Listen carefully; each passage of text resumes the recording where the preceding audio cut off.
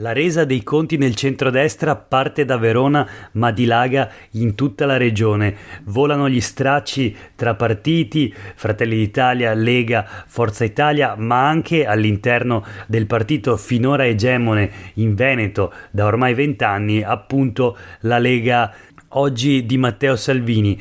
Questo è Sveglia Veneto, il primo podcast dedicato all'informazione vista da Nord-Est. Oggi è il 28 giugno 2022. Io sono Jack Calcetto. La prima notizia del giorno riguarda il dopo elezioni in regione. I commenti, le dichiarazioni politiche da una parte e dall'altra, e in particolare nel centrodestra dove, come abbiamo visto, volano gli stracci dopo i ballottaggi, in particolare quello di Verona, dove ha trionfato il centrosinistra con Damiano Tommasi. Ma prima di addentrarci in una carrellata tra i vari quotidiani locali, guardiamo le prime pagine di oggi, che sono tutte dedicate a Leonardo Del Vecchio, patron di Luxottica, uno degli uomini più ricchi d'Italia. Aveva 87 anni ed è mancato ieri a Milano, quindi addio a Mr. Luxottica, scrivono ad esempio i quotidiani del gruppo Gedi. L'uomo che vedeva lontano, scrive in prima pagina il Gazzettino, e poi a pagina 2 addio all'ultimo patriarca veneto del capitalismo. Il Corriere del Veneto invece si concentra sulle paure degli operai e l'impegno dei vertici. L'azienda resta qui, la morte di Del Vecchio, dolore e angoscia nel bellunese. Ma sono appunto i quotidiani del gruppo Gedi a dedicare davvero molte pagine alla storia, al racconto della vicenda personale e aziendale di Leonardo Del Vecchio, nato nel 1935, figlio di un fruttivendolo e rimasto alla nascita orfano di padre. Con uno sguardo naturalmente al futuro della dinastia, leggiamo la cassaforte Delfin ora attende il timoniere. Ci sono le dichiarazioni di colleghi, dipendenti, altri industriali, come ad esempio il presidente di Safilo Tabacchi, il suo rivale storico, e poi c'è un focus su Agordo, il regno così viene definito, un patto che vale oro con la gente e il territorio, ma ora manteniamo le radici. Insomma, si conclude la carrellata dei quotidiani del gruppo Gedi con una serie di citazioni di Leonardo Del Vecchio. Ma noi voltiamo pagina e appunto torniamo alla notizia del giorno.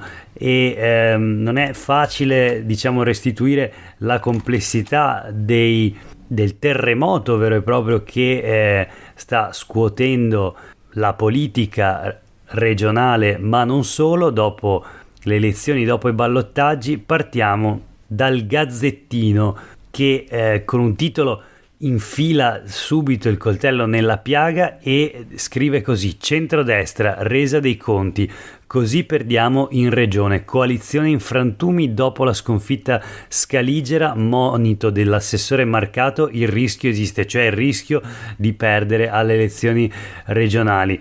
C'è una dichiarazione di Giorgia Meloni: inutili le polemiche interne, basta litigi. Stefani, ma l'avevamo detto, aggiorni un vertice. L'analisi va fatta su tutti i comuni, per noi il saldo è positivo, dice Luca De Carlo, coordinatore di Fratelli d'Italia in Veneto, vinto in 7 dei 13 grandi centri. Vediamo ancora le dichiarazioni di Roberto Marcato, assessore regionale della giunta Zaia, che rilascia un'intervista sulle pagine dei quotidiani del gruppo Gedi. L'allarme di Marcato: se non cambiamo perdiamo le politiche e anche le regionali. L'assessore Veneto vuole un confronto aperto nella Lega con i congressi. Io spero che ci sia un'analisi seria, dice, e che i partiti riprendano i loro ruoli. Se Forza Italia decide che Tosi è il suo uomo, lavoreremo con lui per l'unione del centrodestra. E questa è una dichiarazione davvero pesante, considerato che arriva da uno degli uomini di Zaia, che con Tosi ha un passato e anche un presente piuttosto problematico, come vedremo tra poco. ma nel frattempo sempre sui quotidiani del gruppo Gedi. Nel centrodestra adesso volano gli stracci dagli alleati, troppi attacchi a Sboarina, raffica di reazioni il giorno dopo la batosta di Verona. De Carlo, Fratelli d'Italia, appunto sempre per i ballottaggi, abbiamo perso Bovolone, Conegliano, Este e Tiene. Lo sguardo naturalmente è puntato alle politiche del prossimo anno, ma non solo, appunto abbiamo sentito anche le regionali che dovrebbero tenersi nel 2025 e comunque il prossimo anno vanno al voto Vicenza e Treviso. A tal proposito è il Partito Democratico che esce vincitore da questa tornata di amministrative in Veneto ma anche in Italia. Un Partito Democratico che parla di ciclo chiuso e dice ora pensiamo al 2023 di Treviso e Vicenza. Il segretario regionale del Partito Democratico Andrea Martella la definisce una tornata positiva. A Padova e Verona vincono sindaci civici, ma il nostro partito è il perno della coalizione. Speranza, segretario nazionale di Liberi e Uguali, commenta la vittoria di Tommasi scrivendo su Facebook: ma che bel gol. Scaramuzza Gabriele, segretario regionale di Articolo 1 del Veneto, parla di un modello destra che adesso è sfidabile e che addirittura il Veneto può essere contendibile nel 2025 se l'intero centro-sinistra comincia a progettare l'alternativa a partire dai territori, dalle istanze del lavoro e dell'ambiente. Torniamo però nel centrodestra, dove appunto volano gli stracci, ma io direi botte da orbi descrive meglio la situazione, perché oltre all'uscita pesantissima di Marcato c'è anche Flavio Tosi che da Verona torna a attaccare, e quindi vediamo sui quotidiani del gruppo Gedi Tosi punge, dice Zaia ha fatto ostruzione, una polemica bella e buona quella di Flavio Tosi, che dice è acclarato che Matteo Salvini si sia speso per l'apparentamento, anzi forse non gli sarebbe dispiaciuto sostenere me al primo turno. È stato Luca Zaia però che si è messo di traverso contro di me, è un fatto altrettanto acclarato. L'ex sindaco di Verona Flavio Tosi accende un altro fronte puntando il suo ex compagno di partito, cioè il presidente della giunta regionale del Veneto Luca Zaia, che naturalmente non entra nella polemica, non lo fa mai, ma prova a placare i commentatori e ribatte: pensare che ogni elezione sia una regola per parlare di politica mi sembra abbastanza fuori luogo. Una dichiarazione di cui personalmente non riesco davvero a centrare e a cogliere il senso, ma forse non lo coglie neanche l'europarlamentare Tony Darè della Lega, che sempre sulle pagine dei quotidiani di oggi si rivolge direttamente a Zaia e gli dice: Zaia, sei un politico, non nasconderti. Quindi anche all'interno della Lega comincia ad esprimersi, ad emergere una certa insofferenza nei confronti dell'atteggiamento del presidente della giunta regionale Luca Zaia, che ricopre questo incarico già da 3 mandati. È un caso unico in Italia, e vediamo cosa dice Tony Darè, che sul governatore, sul presidente della regione non ha freni, deve scendere in campo perché non è solo amministratore ma anche un politico, e visto quanto accade deve fare la sua parte e non nascondersi. Quindi c'è fermento nella base della Lega in Veneto, e Tony Darè in qualche modo fa da megafono a questi malumori, al malcontento della base. Ancora sul Corriere del Veneto, la Lega in frantumi e le accuse di Tosi. Salvini difende però Zaia e dice non ha mai interferito. Ci sono ancora le dichiarazioni di Roberto Marcato: Verona e Padova uno shock, dobbiamo risvegliarci dal torpore, ora basta errori. Sto ancora sfogliando i quotidiani di oggi per vedere se ci sono altre dichiarazioni. Eccola qui, una sul Gazzettino: Tosi contro tutti, Sboarina colpevole, Meloni inadeguata e Zaia ha fermato il dialogo. Ma appunto ribatte la Lega a muso duro: il presidente non si è mai intromesso nelle scelte per le amministrative, qui come altrove.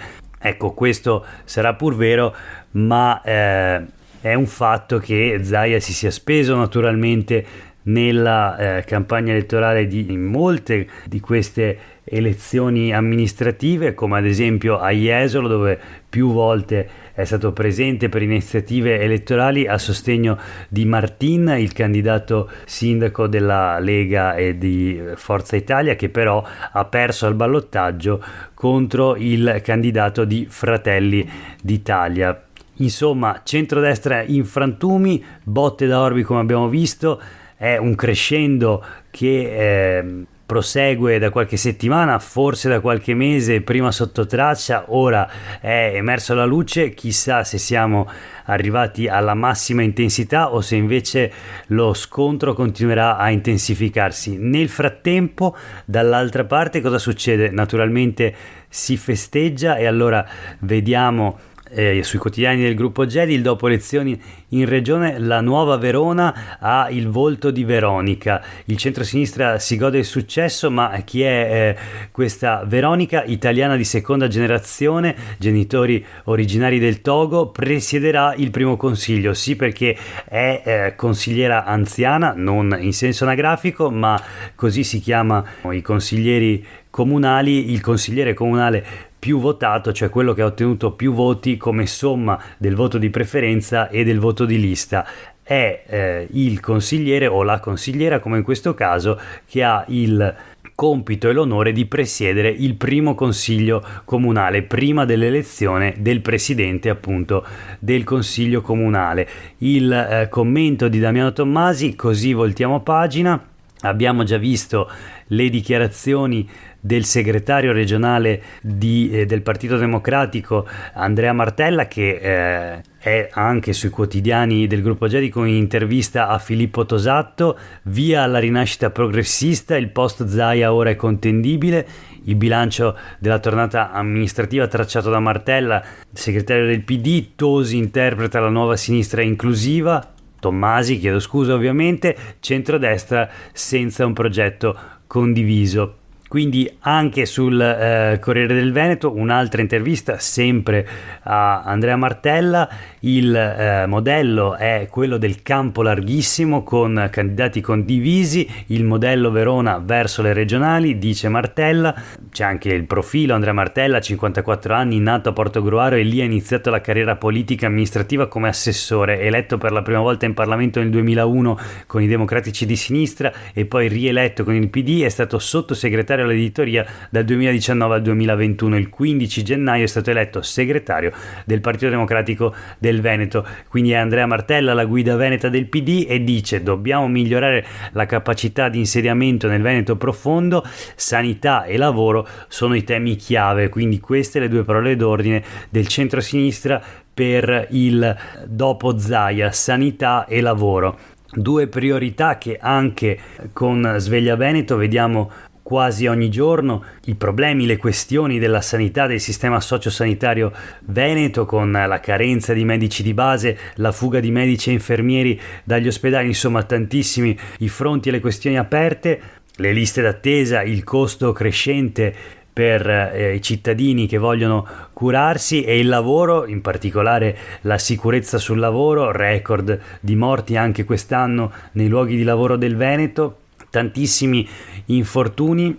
C'è il tema del lavoro precario in crescita, le dimissioni volontarie, insomma i fronti aperti sono davvero molti, per non parlare poi del gender pay gap, cioè della differenza di retribuzione tra uomini e donne, e delle discriminazioni appunto sui luoghi di lavoro. Ma proseguiamo con la rassegna stampa. Sergio Giordani si complimenta con Damiano Tommasi e dice: lavoreremo assieme sull'asse della 4. Ci sono già stati diversi incontri tra Giordani, sindaco di Padova, e Damiano Tommasi, ora eletto sindaco di Verona. Tra i due ora ci sarà un lavoro in qualche modo di squadra. Padova avrà a Verona una sponda politica importante sia in regione che a Roma. E c'è anche un commento dell'assessore Diego Bonavina, amico di Damiano Tommasi per il passato, diciamo, calcistico, collega nell'AIC. Infatti nel sindacato ha saputo gestire una fase difficile, è un lottatore, e dice Bonavina di Tommasi, se sa far squadra e vuole vincere di certo sarà un grande sindaco. I principali dossier sul tavolo sono quelli delle 2 fiere e della promozione turistica. Il ritratto del vincitore sul Corriere del Veneto: inesperto sì, ma tenace e libero. Gli avversari lo attaccavano, del comune non sa nulla, e ora si comincia a parlare di uomini e donne e progetti del nuovo sindaco che ha espugnato Verona. La sua esperienza di vita conta, dicono i suoi. Sempre sul Corriere del Veneto c'è uno specchietto dedicato ancora a Veronica.